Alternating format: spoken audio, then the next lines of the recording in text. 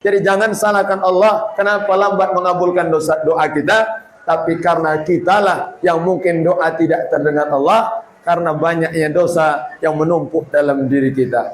Maka kita istighfar, kita baca sholawat untuk menggugurkan kesalahan dan dosa kita. Mudah-mudahan dosa kita semua diampunkan Allah. Amin ya rabbal alam. Maka nikmat. Jadi 3 hal ini kita lakukan. Datang ke musola, duduk di tempat sholat, dan datang sudah dalam keadaan berwudu. Alhamdulillah.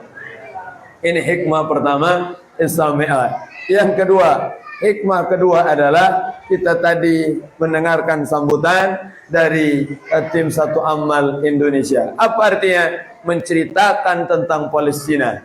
Karena Palestina ini luar biasa. Masjidil Aqsa adalah salah satu tempat di mana Nabi Muhammad SAW sholat bersama para nabi dan rasul. Dikumpulkan semua para nabi dan rasul sebanyak 124.000 itu di Masjidil Aqsa, dan imamnya adalah baginda Nabi besar Muhammad. Masjidil Aqsa adalah kiblat pertama umat Islam. 17 bulan menghadap Masjidil Aqsa. Luar biasa. Barulah setelah 17 bulan, fawalli wajhaka syatral Masjidil Haram, maka berbeloklah kiblat itu ke arah kota Mekah, tepatnya di Masjidil Haram. Naam. Yang ketiga, Masjidil Aqsa adalah tempat Palestina, adalah tempat yang diberkahi. Subhanalladzi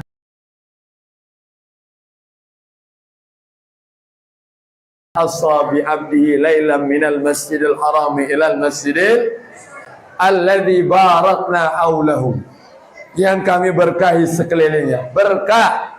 Jadi kita cerita tentang Isra Mi'raj, berarti di dalamnya ada cerita tentang Masjidil Aqsa, tentang kota yang berkah, yaitu Palestina. Mudah-mudahan Allah segera berikan pertolongan saudara-saudara kita, Allah berikan kemenangan perjuangannya, Allah berikan kesabaran mereka yang meninggal dunia. Mudah-mudahan Allah berikan pertolongan untuk saudara-saudara kita. Amin ya rabbal.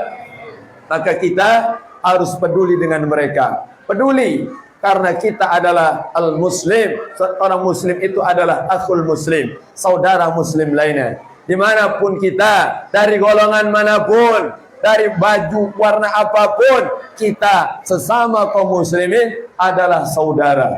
Jangan pernah merasa berbeda. Ya, kopiah kita beda. Ya, ukuran baju kita beda. Ya, model sarung kita beda. Ya, mungkin bentuk bajunya berbeda, tapi kita adalah satu umat Nabi besar Muhammad. Kita umat Nabi Muhammad yang setiap malam Nabi Muhammad nangis untuk kita. Setiap malam Nabi berdoa untuk kita. Setiap malam Nabi bermunajat dalam solatnya untuk kita. Nabi menghabiskan harta, tenaga, pikiran, nyawa, korbankan untuk kita. Kita yang dirindukan Nabi besar Muhammad Allah. Maka dimanapun kita, siapapun kita, sadarilah bahwa kita adalah umat yang satu, umat Nabi besar Muhammad. Mungkin hanya terpisah, berbeda tempat. Ada yang di Indonesia, ada yang di Afrika, ada yang di Eropa. Hanya tempatnya saja, namun kita adalah satu. Seperti satu badan. Kalau saudara kita tersakiti, sakit badan tangan, maka seluruh badan pun merasakannya. Maka ini ayo sama-sama kita ikut merasakan. Jangan sampai kita tidak peduli dengan kesusahan orang. Kenapa? Karena ini bentuk keimanan yang sempurna. La yu'minu ahadukum hatta yuhibba li akhihi ma yuhibbu li nafsihi. Tidak sempurna iman seseorang sampai dia bisa merasakan apa yang dirasakan oleh saudaranya. Ini bentuk kesempurnaan iman. Berjuang untuk menyempurnakan iman. Jadi kita orang Islam itu, kalau ada saudara senang, ikut senang. Kalau ada orang sedih, kita ikut sedih. Ada namanya tahniah, ada namanya takziah. Tahniah ikut gembira. Anak tetangga lulus sekolah, kita senang, alhamdulillah. Tetangga beli mobil baru, kita senang, alhamdulillah. Berarti imannya sempurna. Minta maaf, ada tetangga dapat beli TV baru, orang sebelahnya minta maaf, pusing balak digori. Ada orang. Tetangga beli mobil baru, demam sebulan. Tetangga beli rumah baru, innalillahi wa inna ilaihi na'udzubillah min. Tidak bisa bahagia dengan kebahagiaan orang. Ini bahaya. Harus bahagia, harus senang. Walaupun tetangga yang dapat, saat kita senang, maka itulah kesempurnaan iman. Alhamdulillah. Jangan sampai sebaliknya. Intam saskum asanatun tasuhum. Kalau ada orang susah, kita senang. Kalau ada orang senang, kita susah. Atau orang SMS. Susah lihat orang senang. Senang lihat orang. Nah, ini bahaya ini. Biasanya cepat dia ini. Cepat dipanggil Allah. Kenapa tidak bahagia? Itulah namanya hasad.